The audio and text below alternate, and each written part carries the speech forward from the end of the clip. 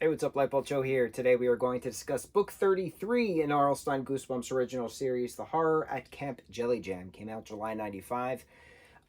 Main characters are Wendy, her younger brother Elliot.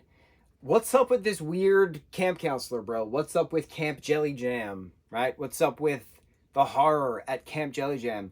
Bro, this was intense. I don't remember this at all. And I'm reading this and I'm like, this would be an incredible video game. Like, it had that competition aspect to it. Like, you win a game, a sporting event, you win a coin, and if you get six King Jellyjam coins, then you walk the winner's walk, but then you disappear, and what happens next, right? Bro, it was scary. It had these terror moments, it had these horror moments. I was very impressed. Very impressed. My favorite overall is the Monster Blood franchise within this franchise. That story arc is great. The Ghost Next Door, love it. I'm going to say this is my third. This was just so good. I'm very impressed with this. It really took me by surprise. And then after that is the It Lives Under Your Sink. That one was creepy as well. That was another good scary. Some of these books are like cutesy, spooky. We've gone through that.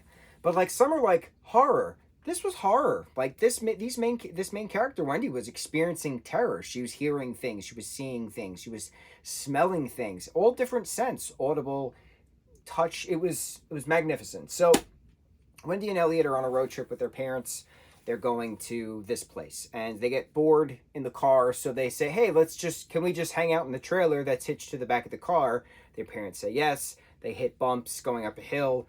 The trailer detaches. They go soaring down the highway straight into the woods and crash into a field. And then they eventually climb out, and then there's this random weird guy in a white shirt. This is Camp Jellyjam on it, and white shorts and a hat, and he's got a big grin on his face. And he introduces himself as Buddy, and Buddy says, "Oh, you're in the area. Like, why don't you stay here at this camp, while we wait for your parents, right?"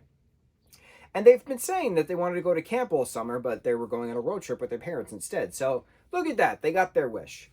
Or did they? So Camp Jellyjam has this mascot, this purple blob monster kind of thing with a crown, King Jellyjam, right?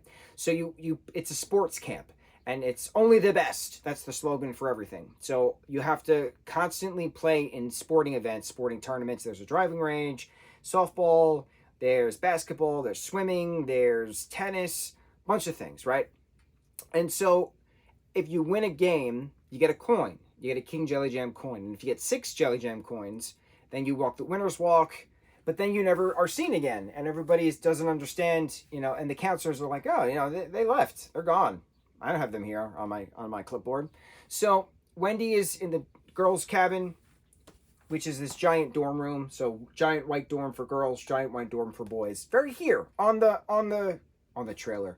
On the cover, there we go.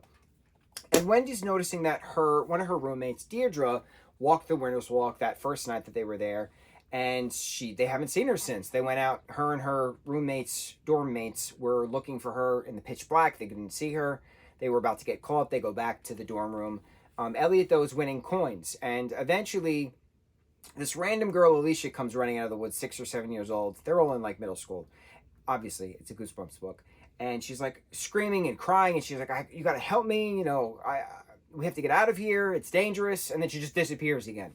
So Wendy follows the counselors down into the woods at one point to figure out what are they hiding. They're hiding something.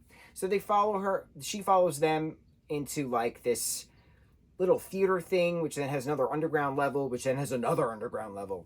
And it turns out it's this cult that is just hypnotized by this King Jellyjam blob monster who lives underneath everything. And every time he burps, because he's a giant, he causes the earthquakes that everybody feels on the mountain in the camp. And the winners, walk the winner's walk, are forced to clean and wash him because he has to be slimy and he has to be moist and he can't be dry. Otherwise, the snails that pop out of him as sweat would, be affected, and he himself can't smell himself. Otherwise, he'll faint. Things, right? So Wendy inadvertently sneezes and gets caught and sees her friends, who from the day before are forced to clean this giant purple blob monster thing. And so she warns her brother, and then they come up with a plan to, you know, escape and save everybody. So they then go down to the blob monster again, King Jellyjam, convince all the kids to just lay on the ground because his fingers are so big and pudgy and slimy that he can't grab a single individual tiny object. But if you're standing upright, he can scoop you. But if you're on the ground, he can't go like that. So the theory worked, and therefore he was starting to dry out, and he choked on his own stench and then just kerplopped. And then the kids got to escape, and by the time they escaped, the camp counselors, who were all hypnotized, were like, oh no, you've been caught. But then the police are running up the mountain at the same time. And then Wendy's like, well, how did you know we were in trouble? You know, who called you? And he's like, nobody called us. We just smelled this disgusting smell and knew we needed to figure out what the hell this was coming from.